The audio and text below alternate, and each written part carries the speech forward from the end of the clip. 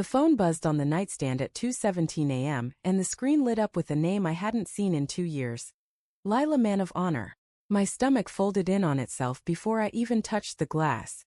Sarah was asleep beside me, one arm flung over my chest like nothing in the world could pry us apart, but the preview of the message sliced the dark open. Can't wait to stand next to you in that tux, babe. Dreamed about it again. I stared at the ceiling, pulse hammering in my ears, telling myself it had to be a joke, a typo, a sleep-deprived hallucination. My ex-girlfriend's name glowing on my fiancé's lock screen didn't make sense in any universe I recognized. I eased out from under Sarah's arm, padded barefoot to the bathroom and locked the door. The cold tile bit my soles while I opened the thread with shaking thumbs. The messages went back months. Lila congratulating Sarah on the venue deposit. Sarah sending Lila photos of the bridal party color swatch. Lila replying with heart-eye emojis and the words, "You're going to be the most beautiful bride. And I get the best seat in the house."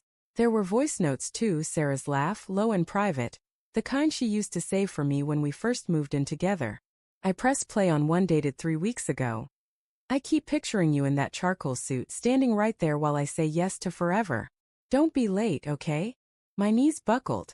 I sat on the closed toilet lid, head in my hands, the speaker crackling with Lila's answering chuckle. Wouldn't miss it for anything, gorgeous. I don't know how long I stayed in there. Long enough for the mirror to fog from my breath. Long enough for the city outside to start its pre-dawn hum.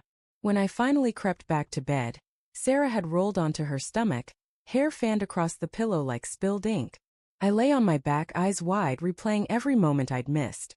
The late work calls she took in the hallway. The way she'd started locking her phone face down. How she'd flinch when I brushed her hip in the kitchen, then overcorrect with a too bright smile. Morning came gray and reluctant. Sarah woke first, humming as she brewed coffee. I watched her move around our apartment, the same apartment where I'd proposed on one knee beside the couch, where we'd painted the bedroom sage green because she said it felt like hope. She slid a mug across the counter to me, steam curling between us like a question mark. "You look wrecked," she said, tilting her head. "Bad dreams." I swallowed the scalding coffee and tasted nothing. Something like that. She kissed my forehead, soft, familiar. And I wanted to believe the lie of it so badly my chest ached. The day dragged. I sat through client meetings on autopilot, nodding while numbers blurred on the screen. Every time my phone buzzed I flinched, half expecting another midnight confession from a ghost. By 6 I was home early, takeout cooling on the table, waiting for her to walk through the door. Sarah came in flushed from spin class, ponytail swinging. She dropped her gym bag, wrapped her arms around my neck from behind the couch, and nipped my ear. "Missed you." I caught her wrists before she could pull away.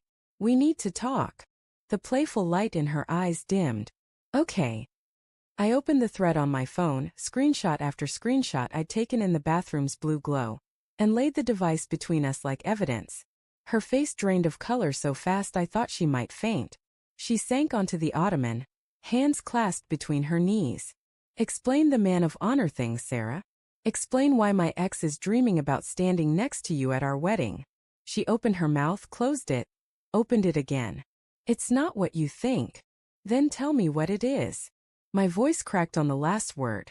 She rubbed her palms on her leggings, buying time. "Lila and we reconnected last year.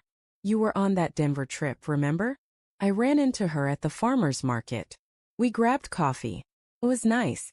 She apologized for how things ended with you guys. Said she'd grown up. We started texting. Just friendly at first." "Friendly," I echoed.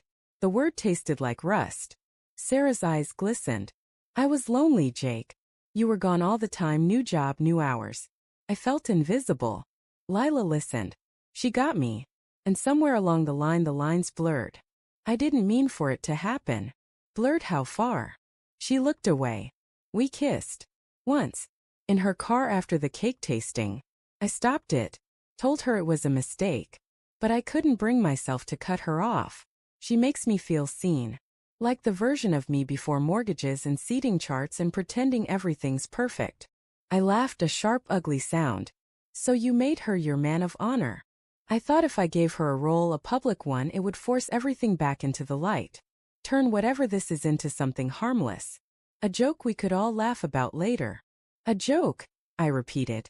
My ribs felt too small for my lungs. You hid an emotional affair from me for a year and thought parading my ex down the aisle in a tux would fix it? Tears tracked down her cheeks. I know how it sounds. I know I broke us. But I love you, Jake. I do. The wedding, the life we planned. It's still what I want.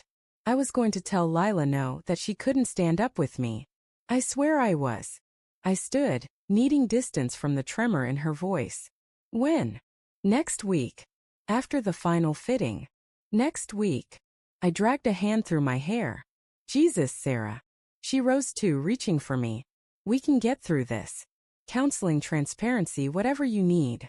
Please don't throw us away over one stupid mistake. One. I stepped back. You built a whole secret life. You let her inside the parts of you I thought were mine alone. Her sob hit me like a slap. I was scared. You looked at me like I was already perfect and I was crumbling. I didn't know how to tell you I wasn't. I thought of the ring on her finger, white gold, tiny diamonds, the one I'd saved 6 months to buy. I thought of the venue deposit, the invitations addressed in her mother's calligraphy.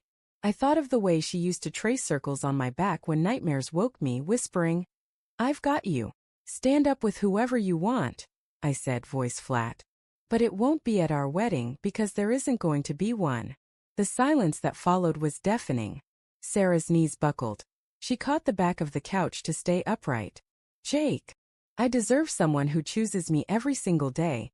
Not someone who needs a backup when the shine wears off.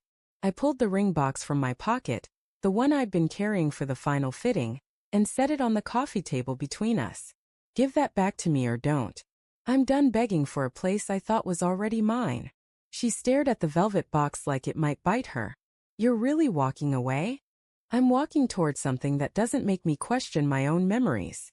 I grabbed my keys, my wallet, the duffel I kept in the closet for overnight shoots. At the door I paused, hand on the knob. Tell Lila the tux is all hers. Maybe she'll finally get the happy ending she wrote over ours. The hallway light flickered as I stepped out. Behind me, Sarah's crying chased me down the stairwell. Raw animal sounds that clawed at my resolve. I kept moving. In the parking garage I sat in my truck with the engine off, forehead against the steering wheel, letting the tears come hot and silent. 3 weeks later the invitations came back unopened. A stack of cream envelopes on the kitchen counter I no longer shared. I moved into my buddy Mark's spare room, slept on an air mattress that smelled like dog, and woke every morning reaching for a body that wasn't there. Some nights I scrolled through old photos. Sarah mid-laugh at the county fair, cotton candy stuck to her chin, and felt the loss like a fresh bruise. I saw her once more, outside the courthouse where we signed the cancellation papers for the venue. She looked thinner, eyes red-rimmed, clutching a paper cup like it was the only thing keeping her upright. When our gazes met, she lifted a hand in a small broken wave. I nodded, nothing more, and walked to my truck.